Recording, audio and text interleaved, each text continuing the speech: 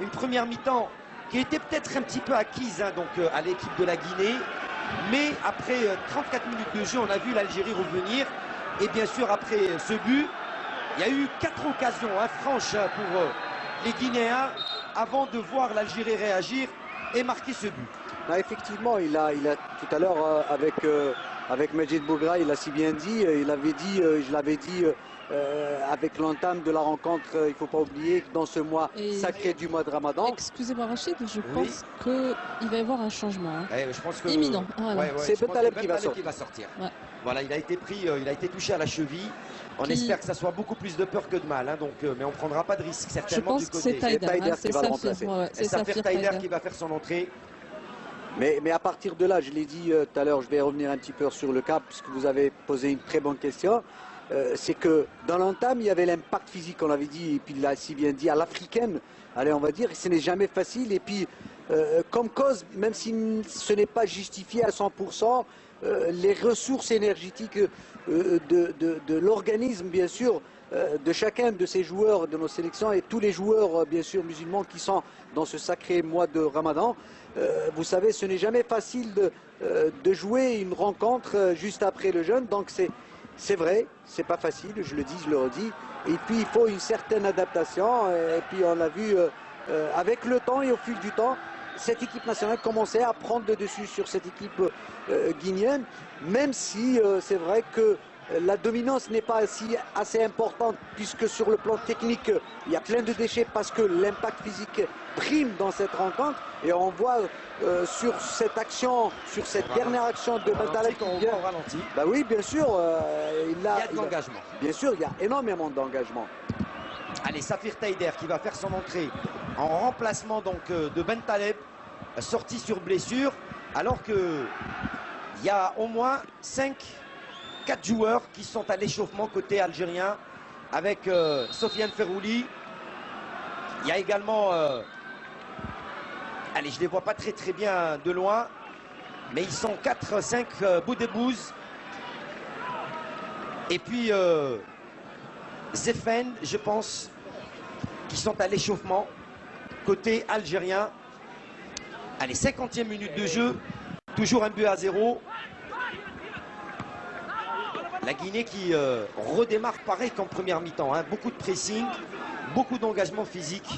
Ils ont fait ça tout au long de la première mi-temps, surtout les 20 premières minutes, où ils ont été très présents, très percutants devant et à la récupération. Et c'est pareil en cette seconde mi-temps, avec, on avait remarqué un léger remaniement, hein, donc suite au but. Il y a eu un léger remaniement côté algérien et côté Lucas Alcaraz sur la disposition des joueurs. Effectivement, et puis on le voit justement, maintenant on voit carrément Slimani joue dans la profondeur, et puis Brahimi sur le côté gauche, Mahrez sur le côté droit. Et puis dans l'animation, c'est Hani qui est revenu quand même à la charge, puisque ça manquait un petit peu de la créativité dans l'animation du jeu en première mi-temps. Et effectivement, puisqu'on a vu sur le premier but, si ce n'était Mahrez qui est revenu en retrait, dans l'axe bien sûr de la ligne médiane, c'est lui qui était à l'origine de la dernière passe.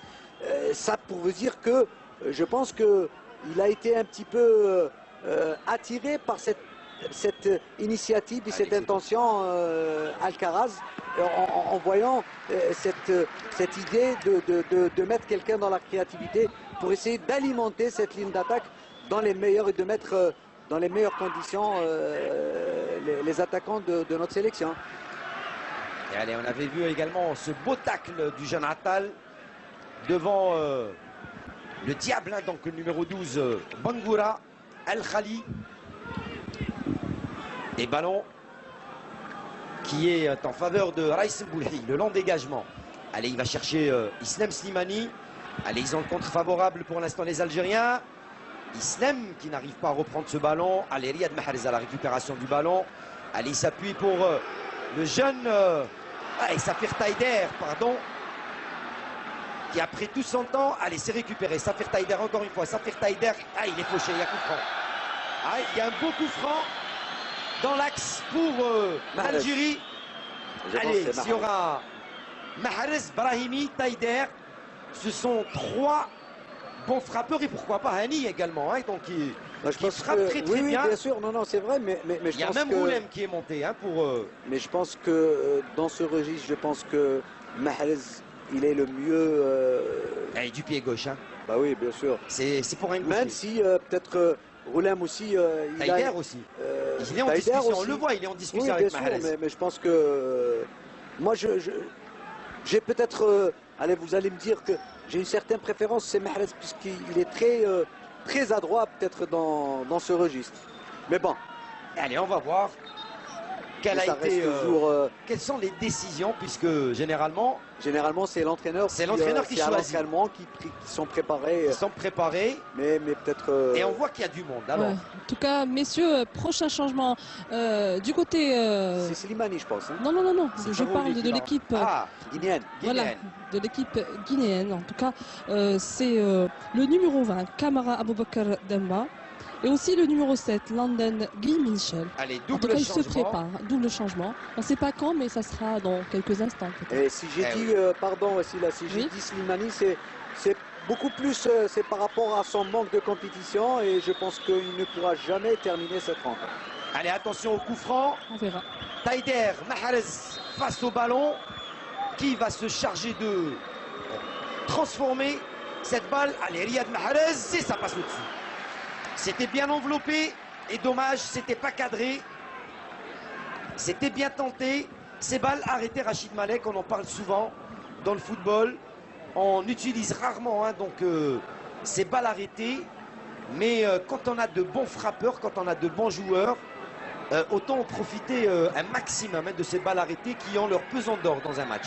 Ah, bien sûr. Et puis, vous savez, dans le football moderne actuellement, les situations standards sont très exploitables. Pourquoi? C'est parce que c'est une force. Allez, Riyad Mahrez, le centre. Ça, c'est La bien. frappe, ouf. Taider qui reprend comme elle vient. Ça passe au-dessus. Mais c'est très bien joué de la part de Mahrez. Ah, il y a un léger mieux Un par rapport à la gaucher qui première part mi-temps. sur le côté droit en retrouvant son pied droit. Et c'est très compliqué de gérer un Voilà. gaucher qui joue à droite. Donc, Hakim, Oui, c'est Traoré Ibrahima et Keita Nabi Deko qui sortent. qui sortent. Et c'est le numéro 20 et le numéro 7. Donc, je confirme London Guy, Michel et Kamara Boubadamba. Alors, qui rentre à la place de Keita et à la place... Allez, pour l'instant, c'est le numéro 15, c'est Keita. Nabi Deko qui sort. En tout cas, Guy Michel, hein, c'est un milieu terrain qui joue en Turquie. Allez, le deuxième joueur qui était sorti côté Guinée, Wassila Batiche. C'est le. Alors, nous avons le numéro 8 et le numéro 15. Et c'est Traoré également qui cède sa place. Voilà, Ibrahima. Ibrahima, le capitaine d'équipe, qui est sorti et qui a Et le donné numéro son 7 brassard. et le 20. Donc aussi Demba.